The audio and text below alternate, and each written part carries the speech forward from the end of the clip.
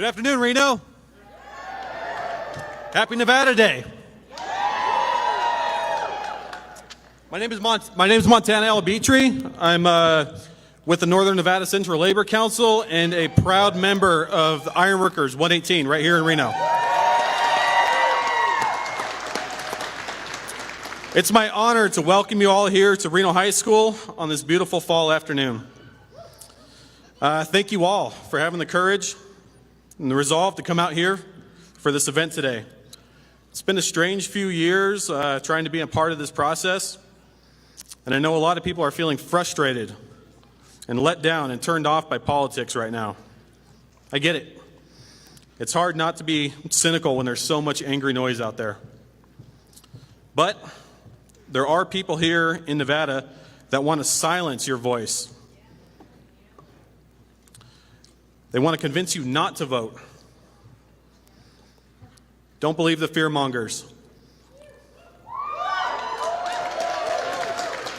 What these people want most of all is for you to not show up at the polls at all. Don't let it happen. We need to turn out this vote. This November, the fate of our democracy is on the ballot. Collective bargaining is on the ballot. Fair wages are on the ballot. Affordable housing, Social Security, Medicare, Medicaid, all on the ballot this fall. Unions themselves are on the ballot.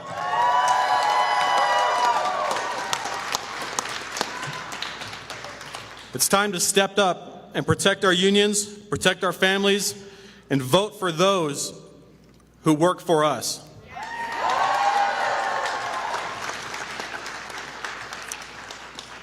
We need to make sure we get out the vote and support the candidates that support us and support our livelihoods. All over the country, young people all over the country are rising up. We're rising up to organize unions. We're rising up to create racial equity. We're rising up to fight climate change. And we're rising up to defend our democracy.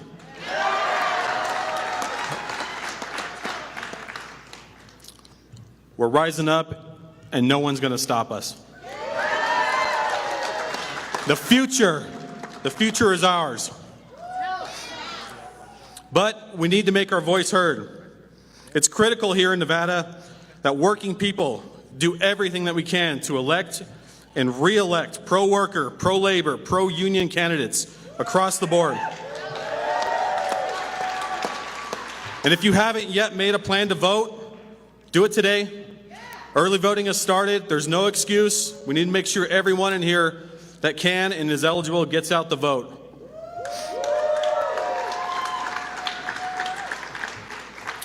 And many of you in here have heard AFL-CIO President Liz Schuller speak, and when she speaks, she says the future of the labor movement is at stake.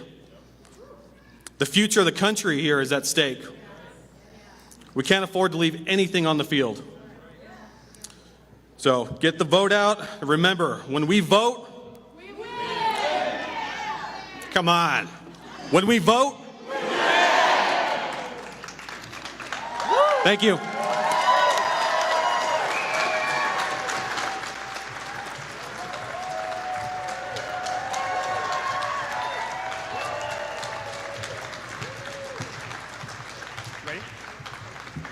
Okay, put your hands together for Christy Cabrera Georgeson, Deputy Director of the Nevada Conservation League.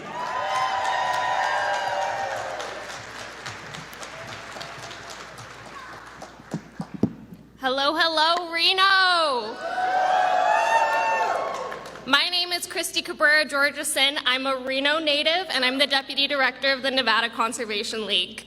On behalf of NCL, we are proud to be here alongside advocates and activists who are working daily to protect our right to vote and protect our right to a healthy, clean environment.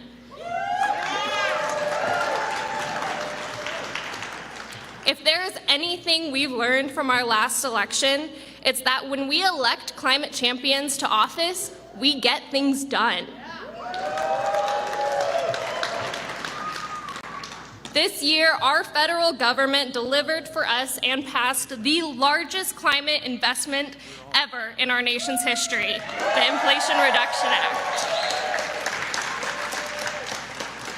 $369 billion in federal funds will go to communities across the country to help create jobs, advance our clean energy economy, invest in environmental justice, and protect our climate. It's a turning point for America, a moment where we finally determined that we needed to do more to protect our planet.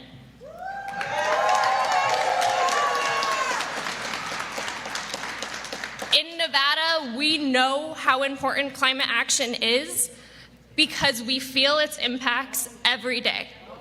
With record-breaking temperatures, historic drought, and raging wildfires that scorch our public lands and blanket our communities in hazardous smoke, it's clear we need to act big and bold on climate to protect our communities.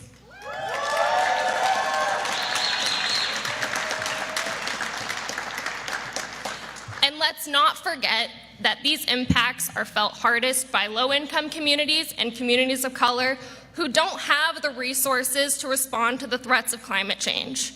Communities that don't have the privilege of going home and forgetting about extreme heat because their AC unit can't keep up. Or forgetting about the smog pollution because their neighborhoods are situated closer to major roadways and highways. It's up to us to elect environmental champions who will not only protect communities from extreme weather events, but also prioritize just and equitable climate solutions. Fortunately, Nevada takes climate action seriously. It's why we've established ambitious goals to reduce harmful climate pollution. It's why we've led the nation in innovative measures to reduce water pollution and reduce our water usage. It's why we've passed major legislation to strengthen our transmission grid, expand the use of electric vehicles, and help create a more equitable clean energy economy. But that work was only made possible because a few years ago, we turned out. We made our voices heard and we elected climate champions to office. And we need to do it again. Without an environmental majority, our ability to build on the progress and advance issues like climate change, environmental justice, and voting rights will all but disappear.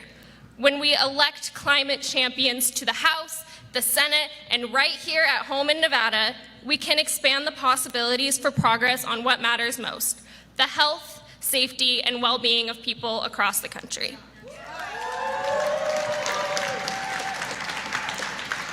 Our work is far from done. This election, the future of our planet and our democracy is on the line. So let's get out there, let's vote, and let's win. Thank you.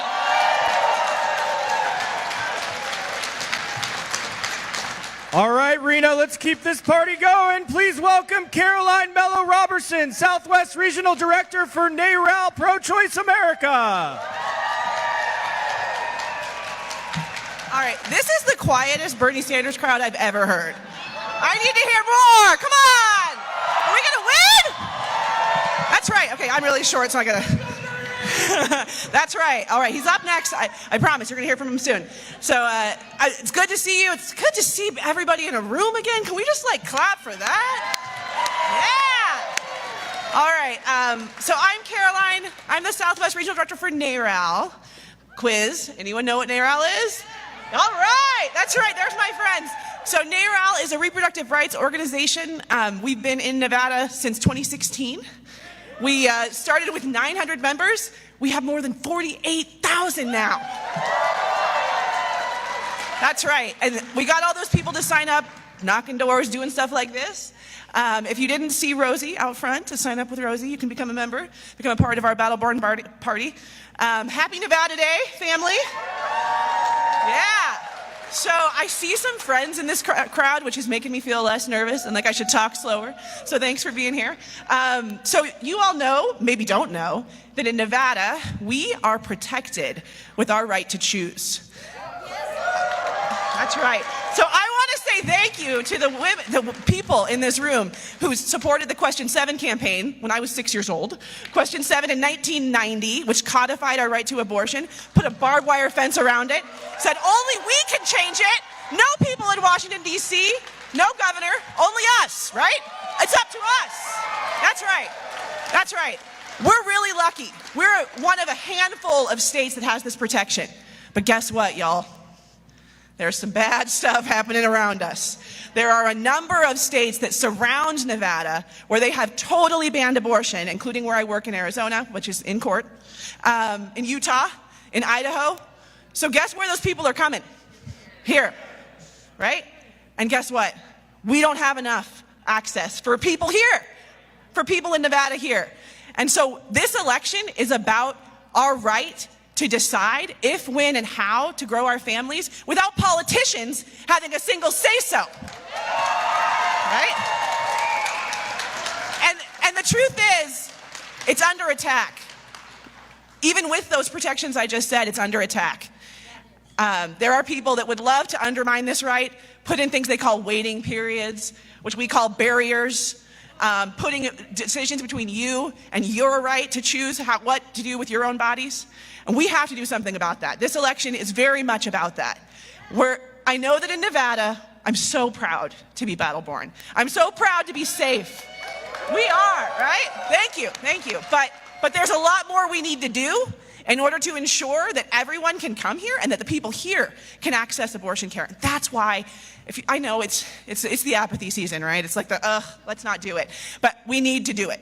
This is the time. If you're here, you're one of my wonderful weirdos. It means you care. You care enough to show up on Nevada Day when we should be sleeping, right? To hear this stuff. And so I want you to do me a favor. I want you to, one, make sure you know who your local politicians are, if you don't. If you don't know who your state senator is, look it up. I can help you. Your state assembly person, look it up. Who you're voting for governor, who you're voting for attorney general, even city council. All these people have a say-so over whether or not you get to grow your family. And we know that now this year more than ever. Most of America is just now waking up to this, like, holy, this is happening. They overturned Roe v. Wade, something we never thought was going to happen, something people like me have been saying was coming for decades, right? Am I right? And now it's here, and I'm sad. I'm very sad. But I'm not going to get sad. I'm going to get mad. I'm going to fight back, right? That's right. So, your homework assignment, I'm sorry kids, we're in a school, your homework assignment, know who your local politicians are and know where they stand when it comes to your right to choose, because it very much matters. And there are some people running that absolutely want to take us backwards, absolutely want to say, you know what, this is fine, let's continue to make me be the person there, like that fool in Pennsylvania said, right? Yourself and your local politicians should be the people making these choices. Hell no, right? That's right. Had to swear a little bit. We're at a Bernie rally. Okay, so what are we going to do? We're going to tell our friends and family? Because your right to choose is on the line. Thank you.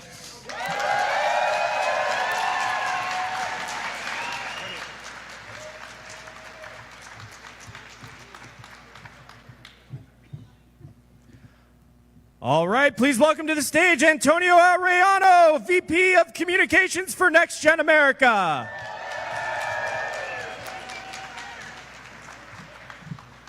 Hello, Reno. How's it going, Reno? You know, I heard there is a young progressive movement brewing in the biggest little city in the world. Is that right? Well, I hope you're ready because my good friend and our special guest, Bernie Sanders, is in the building.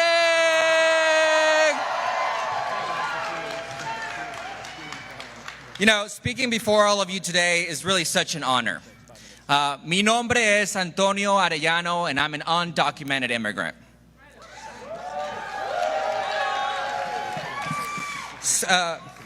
I am part of a generation of young, fearless immigrants who refuse to hide or be paralyzed or intimidated by the fear-mongering tactics of the far right.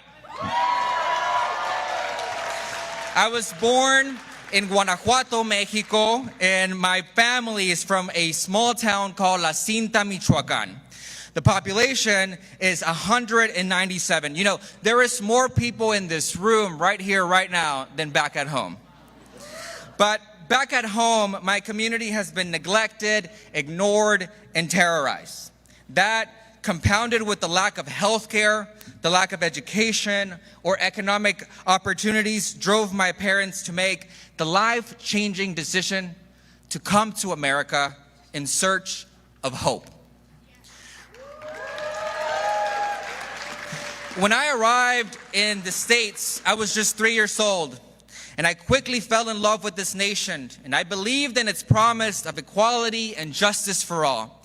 But it wasn't long before I realized that that promise did not apply to me or to my family. My immigrant upbringing exposed me to the discrimination and the racism communities of color have had to endure for far too long. These injustices sparked my lifelong passion to win immigrant communities the respect and the representation we deserve. In recent years, we've all witnessed the hateful rhetoric targeting immigrants and how quickly it can turn violent. Extremist Republicans are doing everything they can to take control because they are afraid of our collective progressive movement. A powerful, multiracial, multilingual, multi-generational movement that refuses to turn its back on the most vulnerable. That's who we are. Together, undocumented immigrants and our citizen allies can create powerful change. For over a decade, I've been working with Black and brown communities, building grassroots power, and I'm here to tell you that there are hundreds of thousands of dreamers just like me who are encouraging all of their citizen allies who can vote to rise up and meet this moment.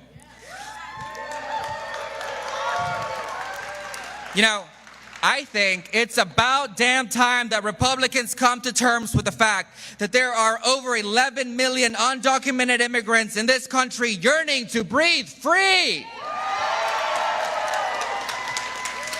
You know, for far too long, Republicans have treated immigrants as just a political piñata, and I am here to tell you, enough is enough. I've got a radical proposition for our folks over on the far right. Let's fix our broken immigration system for once and for all and provide a pathway to citizenship. Let's embrace diversity and stop shrinking away from the opportunity to enrich our society with the cultural contributions migrant communities have to offer. Matter of fact, let's create an immigration border policy that doesn't dehumanize families. This November, let's make it clear to Republican extremists that we won't back down, that we won't go back to their anti-immigrant agenda of family separation, discrimination, harassment, abuse, and mass deportation rates. It's not gonna happen. This election is personal to me and for people like me because although I'm currently temporarily protected under DACA, it's important to remember that DACA was won as a result of tireless and fearless organizing efforts by undocumented youth. But DACA was just a Band-Aid, not a real solution. We must enact legislation that will provide permanent protections for DACA beneficiaries. But Republicans have blocked legislation in Congress, and the Trumpified courts are determined to end DACA in the coming months. So I just want you to know, I apologize to nobody for my immigrant background. Republicans can try to pin the whole world against me, but I will never reject my culture, my heritage, or our people.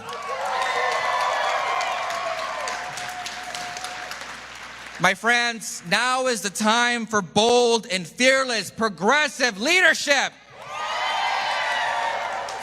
which is why I am organizing and mobilizing across the country with Next Gen America to activate young progressives who are eligible to vote into action. I'm here to tell you that the future has arrived, and we refuse to wait any longer to be recognized and respected. I believe we can build a nation with no discrimination. I believe we can build and deliver for the essential workers who kept this country running during a global pandemic. I believe we can reject racism and xenophobia. I believe we can create a more just and representative America. But most importantly, my friends, I believe in you. And I believe that we will win. I believe that we will win. I believe that we will win. I believe that we will win. Let's be clear. Let's be clear. If Republicans take control of Congress, the attacks on immigrants and families like mine will only continue. Your vote can break that cycle. You have the power to defend those who can't. So this election cycle, I want you to go out and I want you to vote for abortion rights. I want you to go vote for climate and economic justice. I want you to go vote for affordable health care. Please go vote for marriage equality. And go vote for comprehensive immigration reform. Today, right here, right now, let's renew our commitment to break down the myths and destroy the lies that seek to limit our collective futures. Our movement of proud, progressive, and powerful undocumented immigrants and citizen allies are fighting for a better America. My immigrant story is the story of a family trying to provide a better future, just trying to get a fair shot. My friends, the whole world is watching us. No matter how difficult times come, I can feel the change coming too. I'm excited about the opportunity we have to make history together in November. I've been traveling this country talking to young people who have been ignored and overlooked and neglected. They say young people won't vote. Well, I'm here to tell you they're wrong. The young people I'm talking to are poised and ready to make their voice heard. In 2020, young voters delivered record voter turnout because of investments of organizations like Next Gen, and we are ready to do it again. I invite you to join our progressive youth movement and let's transform America together. Our future is now, and in this moment, we must lead. Are you ready to lead? Are you ready to vote? Welcome to the future of progressive politics.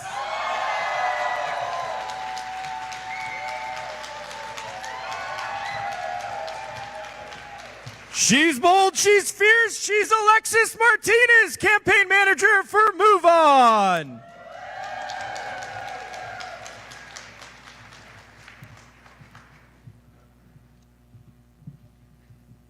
Hi, everyone. Can you hear me? Okay.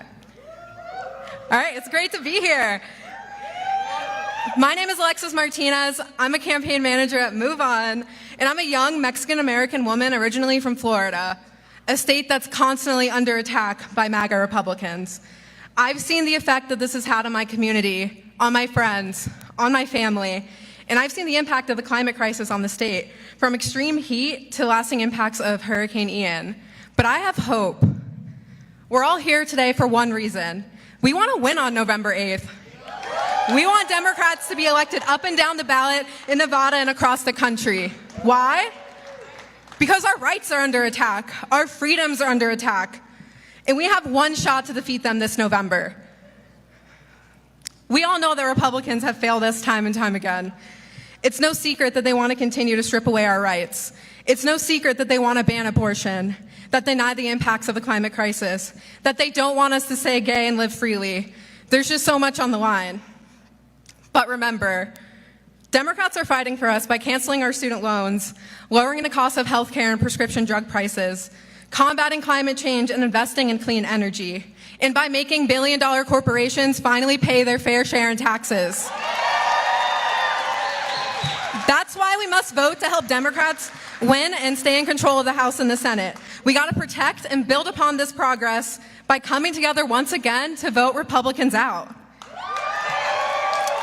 We have a chance to fight back and fight for our future now. And we're going to do that by heading to the polls. But it's going to take more than just us in the room. It's going to take our neighbors, our communities, our families. Are y'all ready to win this November? Yeah!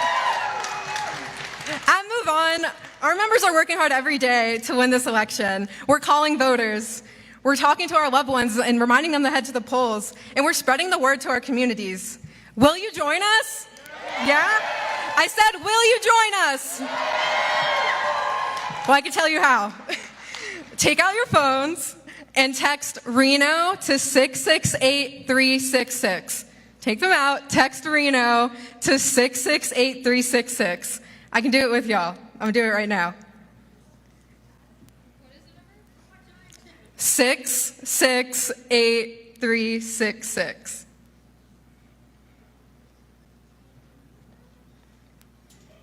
I see y'all. Thank you. You'll receive a reply back with 3 options of how you can get involved. Each of us who can vote can only vote once, but we can triple our impact by encouraging 3 people we know to vote too. It might sound too simple to work, but it's scientifically proven to work. Because people trust people they know. And it's as easy as texting your favorite group chat, which you can do right now. As a young person, there are times where I fear for our future, our rights, our planet, knowing that there are people in power who don't have our best interests in mind. But when we come together, I know that we can elect progressive champions who will fight alongside us. And I know that together, we can save our planet, we can protect our rights, and build a country for all. So, let's head to the polls and vote, fight, win. Vote, fight, win. All right, thank you all.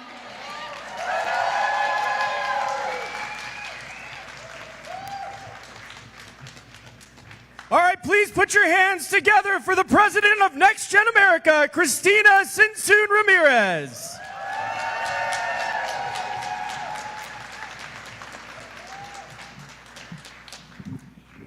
Hi, everyone. My name is Cristina Sinsoon Ramirez, and I'm the president of Next Gen America, the country's largest youth vote organization that last election helped mobilize 1 in 9 young voters across the country, leading to the largest youth voter turnout in American history. And together with y'all in this room, we helped send Donald Trump packing in 2020.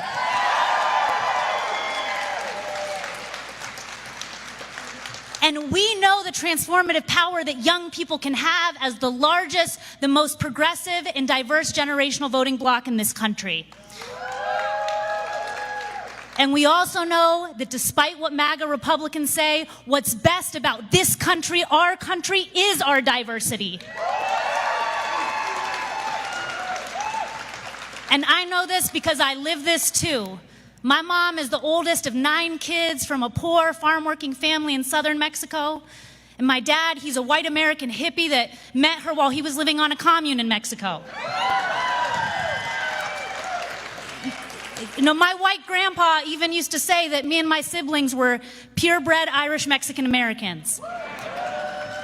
Now, as a kid growing up, I knew there was nothing purebred about my background, but I got to see and learn something that a lot of other people don't. That at the end of the day, no matter the color of your skin, where you come from, how you pray, or who you love, we just all want the same things. We just all want to be safe, to be healthy, to go to great schools and have good jobs and have free time off to be with those we love and do what we love.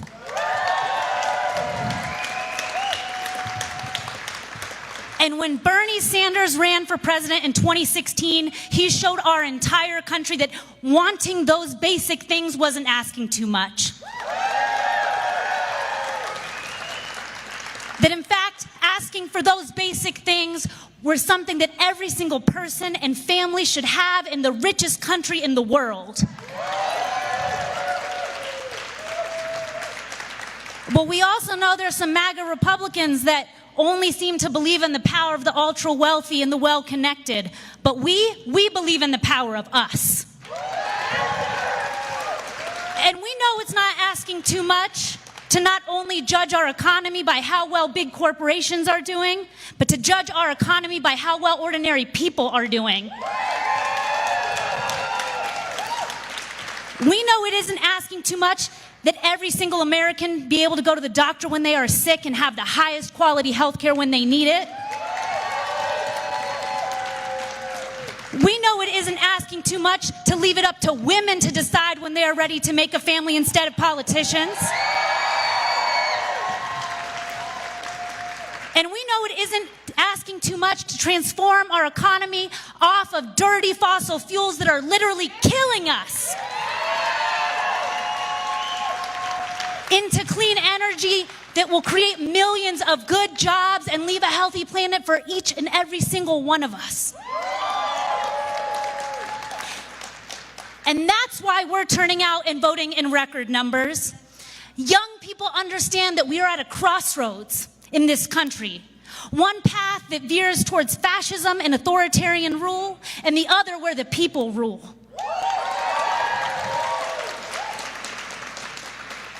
And young people came out and voted in record numbers in 2020 because we don't just put our hope in any one single politician or party, we put our hope in America's young people. Because every single time our country has made a great leap forward, it took the courage, the imagination, and impatience of young people pushing to make it so. And so record-breaking youth voter turnout in 2020 didn't just send Donald Trump packing. We did it for a vision of a country that was more fair, more just, where government would truly serve the interests of all of us. And record-breaking youth voter turnout in 2020, look what it got us here today. It got us historic gun safety legislation when politicians said it couldn't be done. Record-breaking youth voter turnout got us the largest investment by any country on the planet to tackle the climate crisis. The largest youth voter turnout in American history got us student debt relief. And it got us marijuana reform. That is the power of the youth vote. But I don't know about y'all, I don't think we're finished yet. We got a lot more we want to get done, which is why every single person, raise your hand if you're going to vote this election. And we're going to get out every single person we love and know to vote. Because we understand that our vote is so powerful, and that is why in state house after state house, Republicans are trying to make it harder for us to vote, especially for young people of color. Now, I live in Texas. I'm going to change y'all. I'm not going to give you a story of hope. Calm down. Well, our state makes it harder to vote than any other state in the country. And what we have to remember is that the arc of history is long, and yes, it bends towards justice, but we have to be the ones to bend it. And that's exactly what we can do with 70 million young voters across this country. And we have to remember our numbers and power even in insurmountable odds. And that's what I tell the young people in my home state of Texas. Now, you may think of people like my white grandpa, who always wore a fine cowboy hat and some nice cowboy boots when you think of Texas. But our state is actually majority young, brown, and black. And that's the power that our legislature fears. So this last legislative session, when they were debating another bill to make it harder for us to vote, we wanted to show those legislators the power of our numbers and millions of young people across our state. Well, Beto O'Rourke lost Texas by 220,000 votes against Ted Cruz. You know how many young people of color turn 18 every year in Texas? 270,000. So while they debated that bill, we snuck in 36 young people with backpacks filled with 270,000 different colored rose petals to demonstrate our power. And we snuck them up the Texas Rotunda. And we waited for the signal until this young 19-year-old girl in a pink power suit with roses all in her hair came out in the middle. And she looked up at us, and as soon as she started to sing as powerfully and loudly as she could, Amazing Grace, we dropped those roses all around her. And I'll tell you what, those of us that were there, I cried. because I could feel the history in that moment of those that came before us and died for our right to vote. And I could feel those that were going to come after us. And that day we said to those legislators and to the millions of young people across our state, we have the numbers to win, and ultimately we will win. Because if you try and cut a rose bush down, it'll grow back. And along the way, we will fight your darkness with our light, your ugliness with our beauty. So let's send a message to those politicians and every single politician that is trying to take our country backwards, that if they want to cling to the past, they can have it. But the future, that belongs to all of us.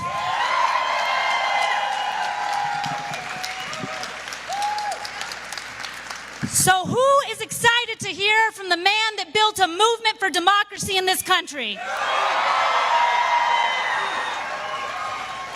man that made us believe that we weren't asking for too much, that we were asking for exactly what every single family and person deserves in this country. And he may not be the youngest elected official, but he's the most popular one with young people. Give it up for Senator Bernie Sanders! Power to the people! Power to the people! Power to the people! Power to the people! Power to the people right on! Say we want a revolution! Reno, thank you.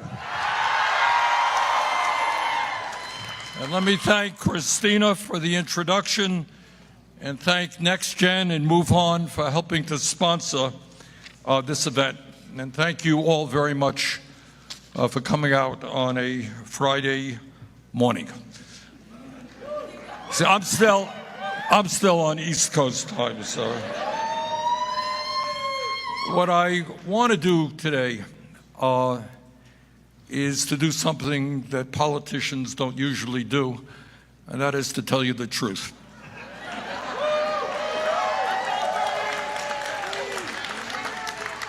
And here is the truth, which most of you already know. We are living in an unprecedented moment, not only in American history, but in world history. And I want you all, some of you get depressed and feel overwhelmed and you turn on the TV and then you throw something at it. And I want you to know that you're not alone. I mean, just as an example, the level of mental health crises in America is at an all-time high. All right? And there are reasons for that.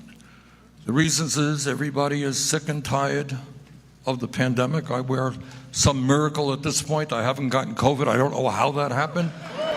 But, but all of us right now, my brother is dealing with COVID, and we have friends who are dealing with COVID, and we're tired of it. We have seen friends die. Over 1 million Americans die. People all over the world are dying. And the kids especially went through a terrible period. Here are young kids supposed to go to school, socialize, they're isolated. I'll never forget talking to a young kid in Vermont, loves her grandmother. Grandmother was in a nursing home, sick, couldn't go visit her grandmother. Takes an enormous toll. So we're dealing with the reality of the pandemic and what it has done to all of us. And then you turn on the TV and you read about what's going on with climate change. And I got to tell you, you in the West, you know what's going on with climate change, more than most of us do. And it's not a Nevada issue, it's not an American issue. This is a global issue. The last 8 years have been the warmest on record. We have seen heat waves this year in Europe. China killed thousands and thousands of people. It got so hot in parts of the world that they had to stop trains from running because the steel rail lines were literally melting. Farmers can't grow their food. People are leaving their homes all over Latin America, elsewhere. There's no clean water, no fresh water, no land to grow your crops. And all over the world, people say, what are we going to happen with climate change? The UN just came up with a report the other day. If we don't get our act together, the future is disastrous for our kids. So people are sitting around saying, what are we doing about climate change? And climate change is not if it were an American issue, I would tell you what the Congress has to do. Well, there's a lot that we have to do, and I'll talk about it in a moment. But unfortunately, it's not just America. It's China, it's Russia, it's the entire world. Is the world capable of coming together to address the existential threat of climate change? I don't know. And all of you don't know. And that's what we worry about. And then you come up right now to this moment where we are right now. And you got a Supreme Court, an extreme right-wing Supreme Court that in the year 2022 has said that women in the United States of America should no longer be able to control their own bodies. How outrageous is that? So people are saying, what's going on with the Supreme Court? How can they treat women? How can they tell women that they cannot control their own bodies? And then on top of all of that, you got right-wing extremists in this country who are peddling a big lie that Trump won the election, and they are undermining American democracy. And what we have to say to them is that too many Americans have fought and died to preserve American democracy, and we're not going to let them destroy that.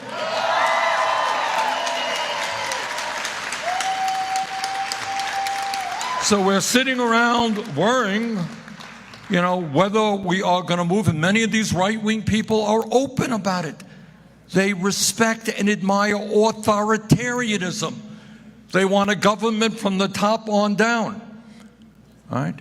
And then on top of all of that, we look around us, and let's be honest about it. We have a corrupt political system. So it is not just Trump and his friends who are undermining American democracy. The TV ads, and I'm sure you get one or two of them here in Nevada, right? That ads, in many cases, are being paid for by right-wing, corporately funded, billionaire-funded super PACs. So you have in an election now, it's not candidate A versus candidate B. You're not talking about a clash of ideas. What's your view on healthcare and education? What you're talking about are billionaires spending hundreds and hundreds and hundreds of millions of dollars to elect candidates who will serve their interests. So people are discouraged. All right? You want real debates. The average American wants a real debate on the real issues. All right? And sometimes you win, sometimes you lose, but that is not what you're seeing. You're seeing billionaires taking control of our political system. That ain't right. Believe me, that ain't right. And then there's another issue, and I got to tell you that too many Democrats are not talking about that issue. And that is the issue of what's going on in the economy today. What's going on in the economy today is that working families in Nevada, working families in Vermont, and working families all over this country are struggling. And I want to let you in on something that you don't see in corporate television, for obvious reasons, and you don't hear much in the halls of Congress. But I want you all to digest this one fact. Today, the average American worker, in real inflation-adjusted for numbers, is earning less than he or she did 50 years ago. All right? So when we talk about why people are angry, and people are angry, they have a right to be angry. Now, for the young people here, let me tell you a fact. You're not going to believe me, but it's true. There was once a time when I was a kid, several hundred years ago, but when I was a kid, you know what? Back 50 years ago, 60 years ago, one worker in a family, right? Older people, one worker, often the male, would go out and work 40 hours a week, earn enough money to take care of the family. Today, they no family, almost no working class family, where one person can earn enough to pay the bills. You got two people working often incredible hours. The reality is that today, and I want you to hear this, 60% of the American people are living paycheck to paycheck. You all know what paycheck to paycheck means. I grew up in a family that lived in a rent-controlled apartment in Brooklyn, 3.5 rooms. I know what living paycheck to paycheck is about. It's about your dad goes out, your mom goes out and works, and at the end of the week, guess what? You ain't got nothing. You pay the bills. You don't have anything. You can't afford to take your family out to dinner. Can't go on a vacation. Can't buy the Christmas gifts your kids would like. So what you got is a working class today that is struggling, and inflation has made it even worse. Cost of rent. I don't know about Nevada, but in Vermont, elsewhere, it is soaring. I'm seeing you laughing. It's going up here as well. Cost of health care going up. Cost of prescription drugs going up. All right? People are having a difficult time surviving. Now, that's one part of the American economy. That's what's going on today. Let me tell you another part that we don't talk about enough. And that is the people on top today have never, ever had it so good in the history of the United States of America. Today, we have more income and wealth inequality than we have ever had. Now, we don't talk about it because the people who own the media and the people who fund the politicians are not anxious to talk about it. But today, you got 3 people, and I want you to hear this. 1, 2, 3 people who own more wealth than the bottom half of American society. Can you believe that? 3 people. You have the top 1% owning more wealth than the bottom 92%. For these large corporations, the CEOs of these large corporations now earn 400 times what their workers make. So you got ordinary people out there. They're working their tails off, can't afford health care, can't afford to send their kids to college, and the billionaires are becoming even richer. The main issue that I fight for, and that I hope we are going to stand for together no matter who we are, black, white, Latino, Asian American, whoever we are going to fight for an economy that works for all and not just the billionaires.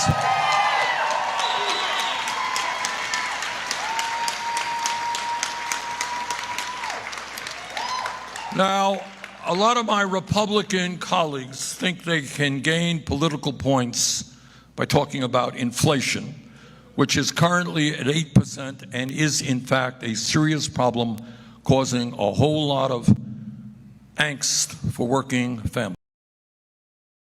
And what Republicans are trying to do, and too many Democrats are allowing them to get away with it, they're saying it's Joe Biden's fault, it's Bernie Sanders' fault, because we passed an American Rescue Plan when you lost your job and were going to be thrown out of your house. We came to help you. We got you $1,400 for every man, woman, and child. I don't apologize for that. And when you lost your job, we extended unemployment benefits. Don't apologize for that. And when your hospitals were full and Sanders got you, that's the cause of inflation. And that is total crap. Because then they're going to have to explain why in the United Kingdom today inflation is 10%. Bernie Sanders caused that? Joe Biden caused that? I don't think so. They're going to have to explain why inflation in Europe is at 11%, higher than the United States. So the point is, inflation is by and large a global crisis, and this is what it's caused by. It is caused by the pandemic, which has resulted in a break in supply chains, Companies can't get the products they need when they need it. It has been caused by this horrific, terrible, terrible war in the Ukraine. Russia invaded Ukraine, causing chaos. And those are two of the major reasons, but I'm going to tell you the third reason that we don't talk about, and Republicans will never talk about it, and that is the incredible amount of corporate greed that we're seeing today.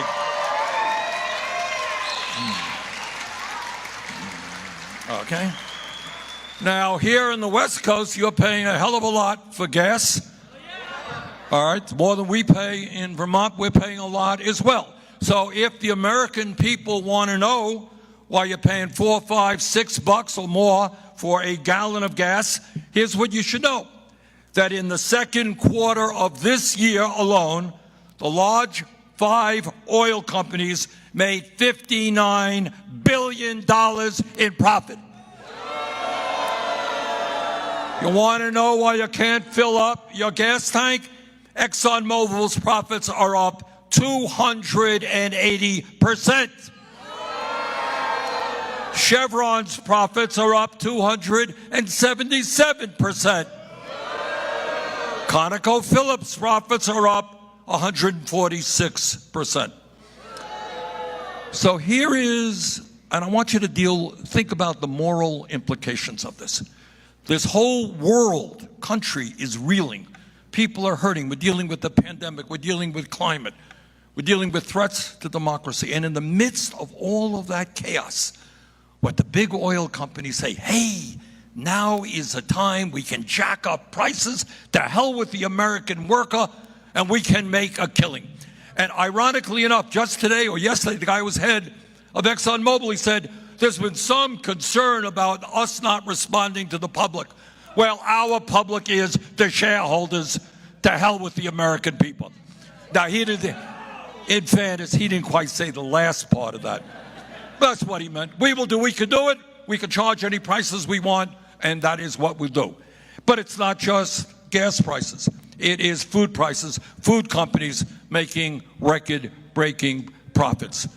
It is prescription drug costs soaring, while the 3 largest drug companies increased their profits by 90% last year.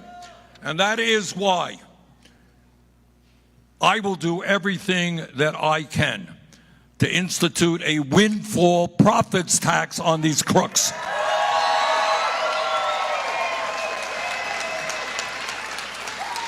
If these large corporations had any sense of decency, any sense of morality, what they were saying is, look, these are tough times for the country. We got to do everything we can to keep prices down. And if they did the right thing, we could probably cut the rate of inflation by half. The estimate is that half of inflation is caused by corporate greed. Now, my Republican colleagues are busy attacking the president and me and everybody else. So I think it's important for me to do what they won't do, and that is to tell you what they will do if they get control over the House and the Senate. You should know that. Okay? Now, we have more income and wealth inequality any time in American history. Richest people, I mean, they literally don't know what to do with their money. I mean, they got a real problem. You got a couple of $100 billion. How do you spend that? Well, some of them have a good idea. They buy rocket ships that are off to the moon or Mars. That's one way to spend it. They literally, I read the other day, some billionaire bought an island someplace. You know, they buy these huge yachts. They buy these luxury, 20 luxury homes all over the world. That's how they spend their money. And then what the Republicans are proposing, they have been very strong on this from Mitch McConnell on down, they want to repeal the estate tax. Now, I suspect a lot of Americans don't know what the estate tax is, so I will tell you. It is when a wealthy person dies, they leave an estate to their kids. And the question is what kind of taxes the surviving people will be paying. Republicans want to repeal that entirely. And if that happens, we will increase the national debt by $1.75 trillion. So the next time you hear some Republican going up there and say, oh, I'm very concerned about the deficit, we got to cut this, we can't afford to feed the hungry and to educate the kids, can't afford it, they want to give $1.75 trillion in tax breaks to the wealthiest families in America. Now, I don't know Elon Musk's family, I really don't. Probably very nice people, but I don't believe that if we repeal the estate tax, his family would receive over $200 billion that they otherwise would not get. The Musk family and other billionaire families do not deserve to receive that kind of money. So I'm sorry, the Musk family would save, my era, only $83 billion. It's not $200 billion. That's what they would save. So what Republicans have in mind is more tax breaks for the people who don't need it. And in order to pay for that, you know what they want to do? They want to cut Social Security, Medicare, and Medicaid. Now, how grotesque is this? So anybody out there who's thinking of voting Republican, ask yourself why you would want to vote for anybody that wants to give tax breaks to the wealthiest families in America, and then at a time when so many seniors are struggling, you want to cut Social Security, Medicare, and Medicaid. But this campaign, and why we have to re-elect Catherine Cortez Masto,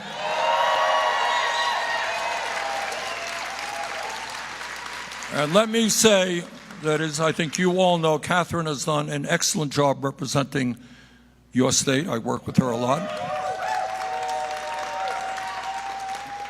But Nevada is one of those states that will determine which party controls the United States Senate. But I want to tell you that this election is not about what Republicans stand for. It's not about anything else other than where we go forward as a nation. So what is our vision? Where do we want to go? And let me just tell you where I think the American people are at. At a time when so many workers are struggling, the American people want to raise the minimum wage to a living wage so that nobody lives in poverty.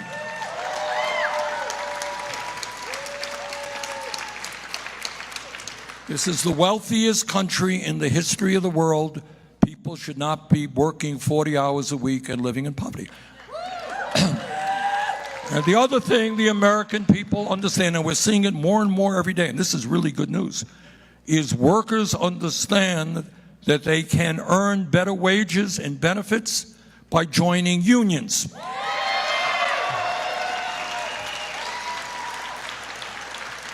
And our job is to make it easier for workers to join unions and to fight that corporate greed that illegally is firing workers who are trying to organize, refusing to negotiate first contracts. We have got to build the trade union movement in America.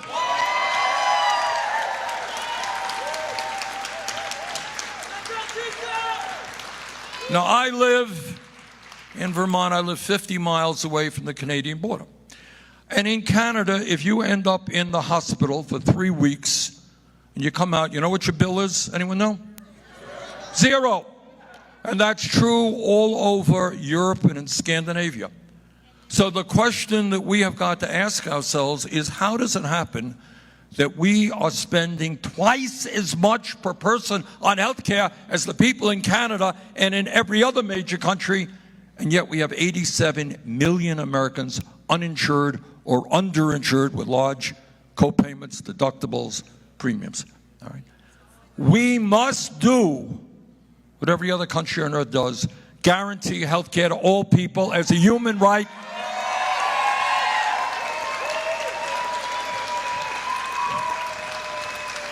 Through a Medicare for all single-payer program.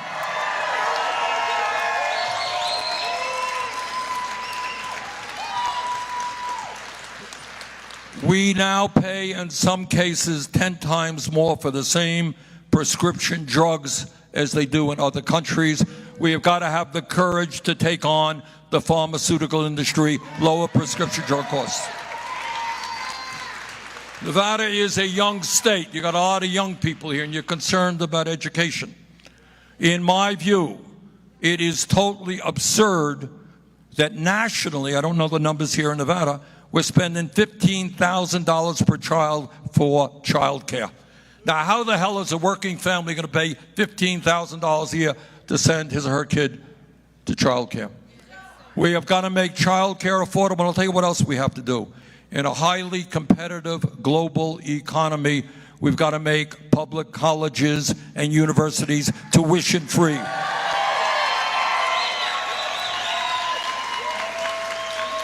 And if the Republicans want to give almost $2 trillion in tax breaks to the wealthiest people, we can cancel this country. And by the way, instead of arresting people for possession of marijuana, we should make marijuana legal in every state in this country. And instead of demonizing immigrants, we need comprehensive immigration reform.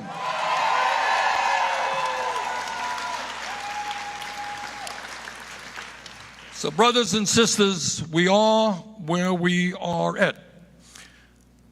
We are in a pivotal moment in the modern history of our country. We are in a very, very dangerous time. And anyone who told you they had a magical answer to the problems is lying to you. There is no magical answer. These are difficult problems. We're going to have to fight our way through them. But one thing for sure is we do not need to elect a right-wing extremist party, a party that does not believe women should control their own bodies, a party trying to undermine American democracy, a party that believes that we should give huge tax breaks to the rich and then cut back on Social Security, Medicare, and Medicaid. So what I am asking all of you are two things. Number one, do everything you can to re-elect Catherine and others who are fighting for working families. And in the last 2 weeks of this campaign, look, if you go out and you drag 2 or 3 of your friends to the polling booth, you have tripled your political clout. Let's do it. We could do it. We will win if there is a high voter turnout. We'll lose if there is not. But the second thing I'm asking you is work as hard as you can up to Election Day. But the day after the election, do not give up. We need you. We need you. So let us stand together and let us not allow demagogues to divide us up. They're doing it. Whether you're black, you know, they're trying to divide us up, black and white and Latino, Native American, Asian American, trying to divide us up. Now, I was not a great mathematician student, wasn't all that great, but I do know this, that at the end of the day, 99% is a larger number than 1%. So if all of us stand together, we are the majority, we are the vast majority. You know what? And the American people want and deserve health care for all. They want and deserve decent jobs. They want and deserve decent child care. They want to preserve an environment that is healthy. All right? So let us continue the fight together. Nevada is right in the middle of that fight. So you guys can play an extraordinary role in American history. Let's elect Catherine. Let's win this election. Let's go forward together.